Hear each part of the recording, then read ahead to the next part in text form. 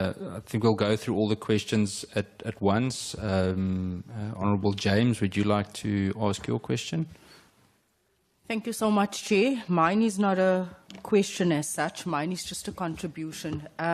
While I might be new to Parliament and new to this committee, I am not new to the challenges that is unfolding in our communities.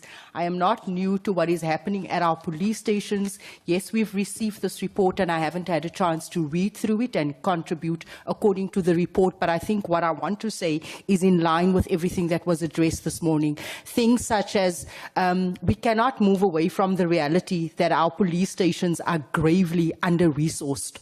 You know, when one questions community development in terms of community safety in terms of the resources that is available for communities, you find that what is on record is not the reality at our police stations. What is on paper is not the reality. And allow me to make an example in terms of vehicles.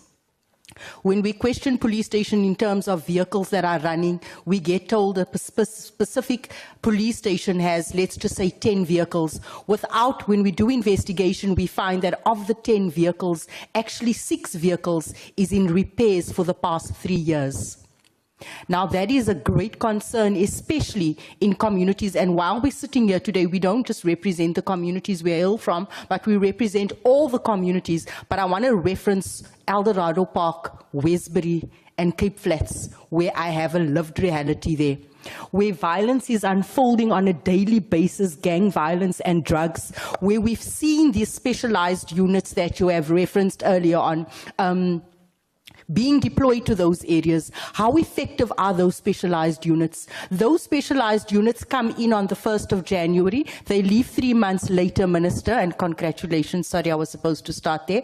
They leave 3 months later, and 3 months later, they literally pack up everything, and that's where it ends, and they get deployed to a different area. You don't see any outcome. Millions of monies get spent for that operation, but you don't see tangible results that gets yielded as a result of that deployment. So when I hear, Minister, task team deployed, because I have experience for the past 10 years, task teams gets deployed for a specific period of 3 months, a budget gets allocated, funds gets allocated for sources and all of that, and you don't even see that funds in that community. So task teams, it is something that we need to address. Resources at police station, the language barrier continues to be a challenge at our police stations. The caseload, our chairperson, of our detectives is almost detectives just cannot get through cases, also as a result of resources. And lastly, let me say this. I'm not sure if this House is prepared to actually consider testing many of our men and women in blue in uniform in terms of drugs, whether they themselves are users. I have found many vehicles and policemen walking out of drug houses, sniffing whether white is actually still on their lips, and being part of the very problem that we are trying to address. I am saying to this House, I am new to this committee. I am not new to the challenges that exist in Eldorado Park. And what we see unfolding in Eldorado Park is unfolding across many police stations in our communities. So task teams, I think we need to relook at that, also because they just go in to stabilize the situation. Once the situation has been stabilized, it's back to square one. Congratulations to the Minister and the Deputy Minister. Many of the people sitting in this room today, they actually know me. Congratulations to you, Chairperson, on your appointment. I am delighted to be serving on this committee. Thank you. Thank you, Honourable James. Over to Honourable Ndlozi and then Honourable Skosana. Honourable Ndlozi. Thanks, Chairperson. I don't believe this report. And I don't know how to measure it. I would have thought, so for instance, I'll focus on one aspect as an example, and I realized that in the second round you might be able to provide a counter argument. For instance, the murder rate in South Africa in the last quarter increased by 2.1%. I didn't see it here in this annual performance plan. But I'm worried because this is a very, very important matter to policing in South Africa. I mean, our murder rate can be compared to war zones. You can see the number of people who get killed every day is possibly compared to people who are dying in Palestine every day. The differences may be extremely little. And there is a war, like military bombardments and so on and so forth. That we all know, we understand all of that, that there is this abnormal question of high levels of murder in South Africa. And then if you check the top 30 police stations in relation to murder, the list is almost the same for the last 25 years, with very minimum. There are places that are known here. Is this the murder capital? Police stations, Nyanga, Khayelitsha, Inanda, they repeat themselves for decades. If you took that list of top 30 police stations and then you do it over the years, you will see that there are police stations that are just always there for the last 30 years. So it seems to me there would have been sensitivity to crime prevention. You know where murder takes place. But I don't think there is a strategy. You can go to those communities. And then most of the murders are related to Shibins. They say like people start arguing uncontrollably, and then they kill each other, whether they shoot each other or they're stabbing each other, and then gang-related murders.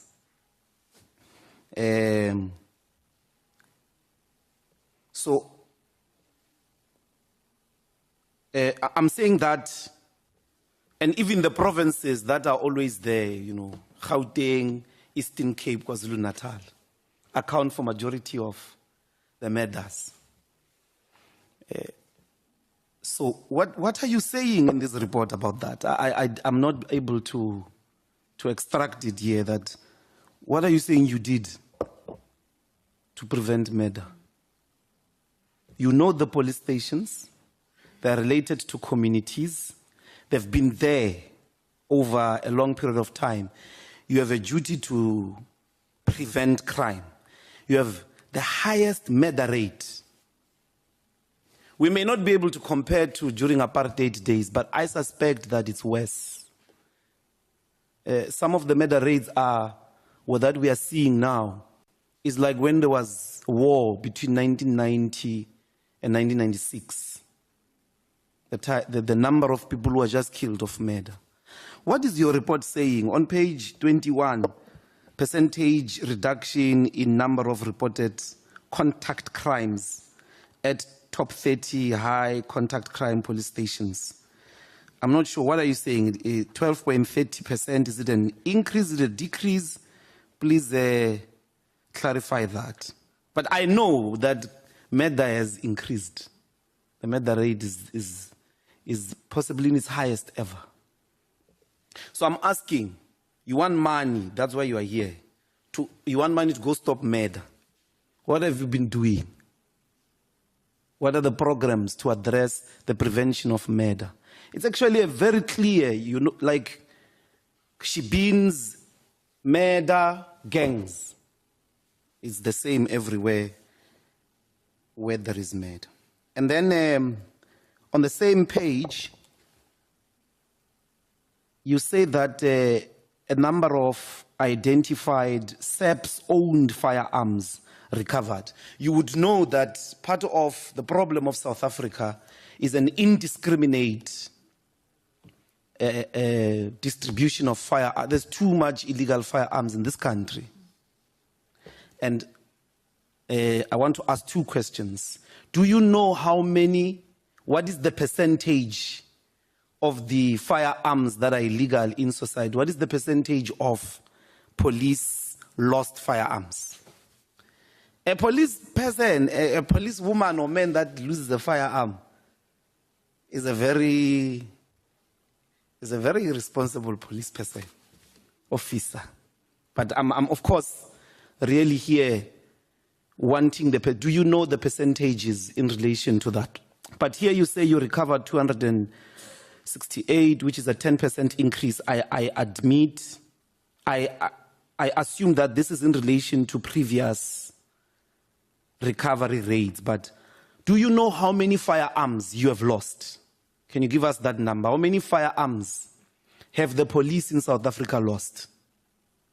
So that we know this 10% increase is in relation to what? So if you've got 1,000 firearms that you have lost, last time you recovered 1, now you have recovered 2. It's an increase, but I mean, it's insignificant. So this, you are handling us, man, here with this report. You are managing us. There's no information. I don't know. So let's unpack that. And then also I wanted to understand, when you say number of illegal firearms recovered, you've got a 1% increase. What is the measure? What is the measure there?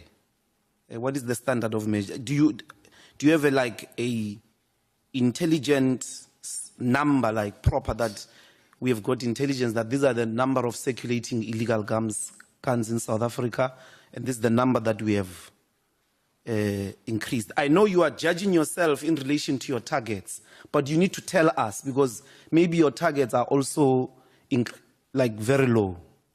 I don't have that plan or that document against which you are measuring yourself. And this is the same with number of escapees from police custody. It's a 10% increase. Can you tell us, how many escapees are there? Just unpack these numbers. Number of vehicles recovered is a 1% increase, but how many? I'm sure you get the drift. And then detective services, page 24. To contact crimes at top 30 high crime, contact crime stations. I don't know, what is this? What is 31.6%? Is it an increase of these contact crimes, or is it an increase of the resolution of these contact crimes? Again, I'm interested is, what are you measuring yourself against? Contact crimes against women, 68%, is not believable. But we'll see if we can come back on the second round. And then page 25. What accounts for low-level or the low-level performance in relation to integrated ballistic identification system? You seem to have finalized 38%. But I see that generally you are performing below 50%. Percentage of person to crime DNA leads finalized. Crime to crime DNA leads finalized, 47%. What accounts for this low performance? Can you just unpack that for us? Why are you not performing well there? And then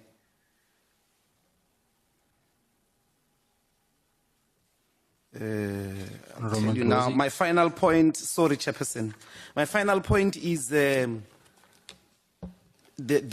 use of intelligent technology, or the fourth industrial revolution, available gadgets for policing. maybe that item should come under those administrative services. Like South African police don't have on themselves. One, your guns don't have GPS. Because if a gun is lost, because a GPS device is very small these days. That's why it's in your phones. You can install in the firearm a GPS, so that when it's lost, like a phone, you are able to say, for the next 24 hours or for the next 12 hours, I can be able to locate it where it is. What is your reaction to that? But that also includes like a lot of police on themselves. I don't think on themselves, except the vehicles. They don't have capacity to track them. If all those uniforms had GPS, you would be able to tell where is Detective Ndlozi? Is he doing, or where is Officer Banban? Because some police officers report that they are going to fight crime, and they are somewhere where they're not supposed to be, whether in a shebeen drinking or jolling somewhere. So if you have a GPS program on a daily basis on a screen, you're able to see your deployments. I'm assuming that there should be that capacity. What is your reaction to these two digital programs in terms of improving your capacity to monitor police, to monitor the firearms, of course, the cars as well? It doesn't also look like you've got GPS. I don't know, you can advise, because if your cars are lost, if you have got GPS, particularly sophisticated GPS, these small criminals can't take your cars and you can't recover them for a very long time. Thank you very much. Thank you, Honourable Ndlozi. Honourable Skhosana, would you mind that they answer questions? I'm scared that your question gets lost in translation. If you prefer to ask now, you're welcome, but otherwise let's give them, and then you go first in the next round. Is that okay? That's super. Chair, That's okay. the member and I have not been recognized. 100%. Honourable Adams, I'll put you on the next round, and as well. It's just both of you? Okay, perfect. Thank you. General Robbie, do I go to you first for the questions, for answers? General Masemola? Thanks, Honourable Chairperson. I will answer some of the questions, and the colleagues will take some of the questions. The first question, Honourable Chair, was about compensation, whether it include civil claims. The answer is no. Compensation refers only to what is being paid to police. That might include your informers and so on. Buildings, how are they aligned to DPW? We do get a budget, subs, and also there is budget from DPW. But those that we build ourselves is very minimal. The greater part of the budget is with DPW, and they are the ones that build and maintain our buildings. But General Limpano will expatiate on that, Honourable Chair. Maybe let me give a time now before I go to the next one. General Limpano. Thank you, Honourable Chair. The allocation for infrastructure is 548 million. This includes projects that are dealt with by DPW as well as projects that are dealt with by SAPS. So we have 95 million that is allocated to those projects that are dealt with by DPW, and the rest of the amount with SAPS projects in this regard. We monitor this particular allocation. We have forums that we have with DPW in this regard. So an amount of 548 million has been set aside for 24-25. Thank you. Thanks, Honourable Chair. With Honourable James, we do agree that yes, our vehicles do take long at the garages.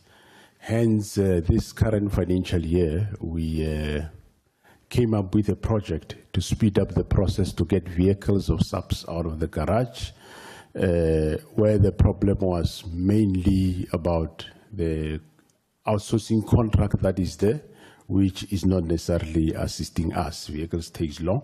So we are currently having a situation where 70% of the vehicles were outsourced, 30% insourced. But we are changing that situation to be the other way around. And by capacitating our own garages, as well as also employ more mechanics. And we think through that, we'll be able to put more vehicles out there on the street. Task teams, yes, Honorable James, you say after they have been there, the situation relapse.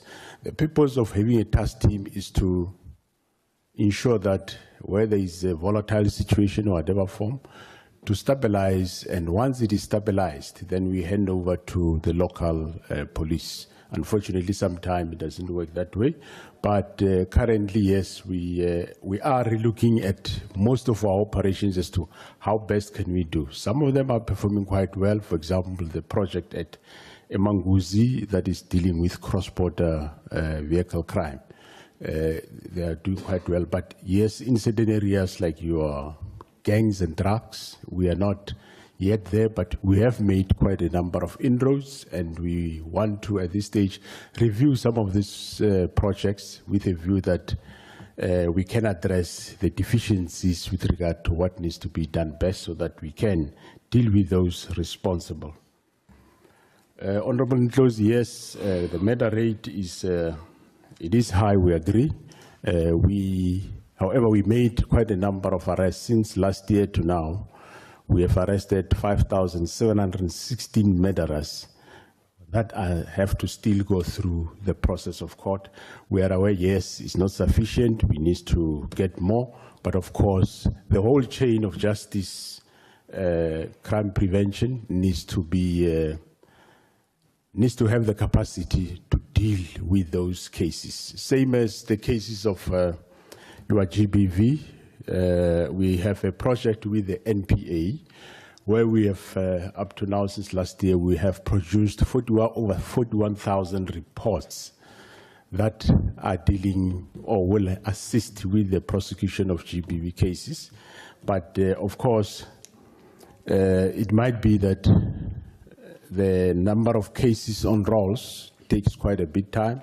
I'm sure you are aware at some point that cases are being postponed far beyond a number of years because of the number of cases that we are putting towards court that are court ready. Yes, indeed, Shebins are one of the drivers for crime.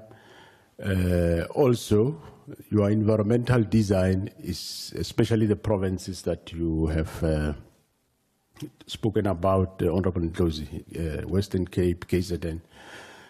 In most areas where these matters are happening, those areas, some of them are such that it's difficult for policing, but we don't say we don't go there. We go there even though the areas are inaccessible, be it day or night, but we still go there and we make sure that we extract those suspects that we do want in those areas.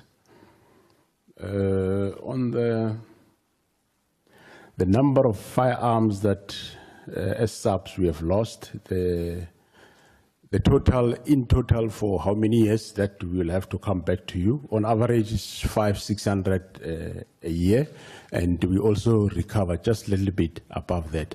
But I don't have those specific exact figures. We'll get them and then come back to you. But since last year, April to now, we recovered over 22,000 firearms. Most of the firearms, yes, they are lost from police.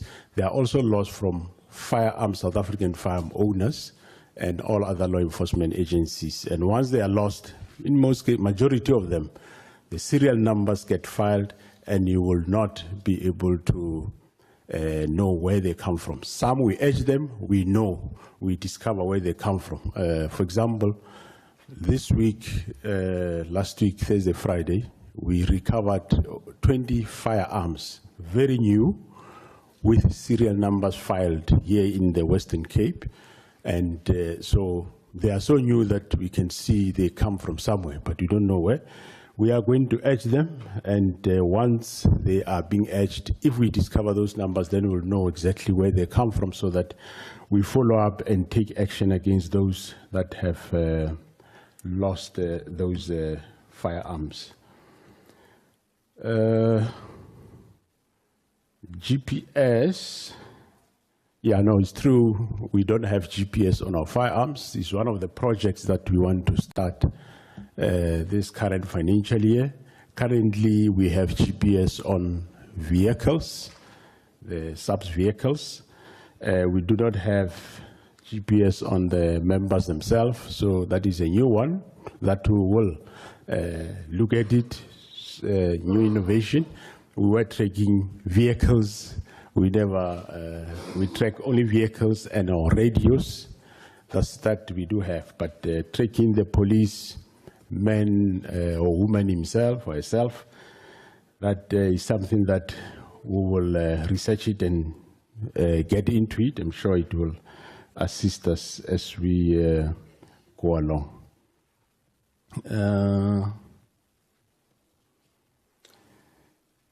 Yeah, let me allow my colleagues to also respond on those, some of the questions. Thank you very much. Any addition? Thank you very much, Chairperson. Very good morning to yourself. As it was said, congratulations and the committee at large, Lieutenant General Musigidi. I wanted to just add on what Honorable Ndlozi requested on slide 21, to be specific on the issues of the state-owned firearms losses, as well as the vehicle losses that we have, and the fact that the numbers that we see in the brackets, or the numbers that are reflected there, it's actually the performance. That is how we performed the previous financial year. So the increases that are reflected there, it's on the target that was set for the department, on the percentages of what we have or how we performed previously. And General Rabi can outline in terms of the strategic management on how we set up the targets. But then to come to the numbers, Chair, on the state-owned firearms, in the past 3 years, we lost 712, 742, and 741. That is the previous financial years, 3 years back. So the recoveries will be out of those numbers that I am reading out now. Similarly, with the vehicles, I think on the number 28668, where we have 1% increase, that will then include the 37,402, 37,461, and 36,781, meaning the year one on 37,402, how we performed will then explains that on year 3 of 36,781, we recovered more, 1% more than we have performed the previous year. So that is the clarity that I needed to provide. Thank you very much, Chair. Thank you, General. I want to firstly apologize. I was just communicated to that there was a mix-up or there's pressure in terms of venues, so we actually have to move to an additional menu or a different venue now. So I just want to adjourn right there. I'm very sorry to interrupt right in the middle of the answers. Honourable Ndlozi, we have to go and look at the program. But I was just communicated, so let's go. We have to go to 120 Plain, Committee Room 2. Sorry, Chair, Minister. Chair. No, we just want to make one comment to say, I think we need to position ourselves, the honourable members, all of us honourable members, that much as we can identify a problem or two, a weakness or two in terms of the status quo. But I think we need to move forward with an attitude that say, how do we address the challenges that are facing all of us so that we measure ourselves with those undertakings and those positions that we take in relation to. So we appreciate the comments, but at the same time, I think we need to begin to position ourselves, because we're not going to be seen to be delivering and working if we plant ourselves in terms of just what is happening. Of course, these questions are valid, but the response to them and how we position ourselves going forward is more important. Thank you. Thank you, Minister. Honourable Skhosana, before we go. Yeah, I just wanted to find out where we are going, that room is ready, because we came in here, we stood outside here for a very long time. I hope where we are going are not going to stand outside again. We must ask that question when we get there. Unfortunately, none of us in here, so No, we'll do what we we are can. disorganized, Chair. Yeah, thank you, Honourable Skhosana. We're going to 120 Plain, Committee Room 2. Otherwise,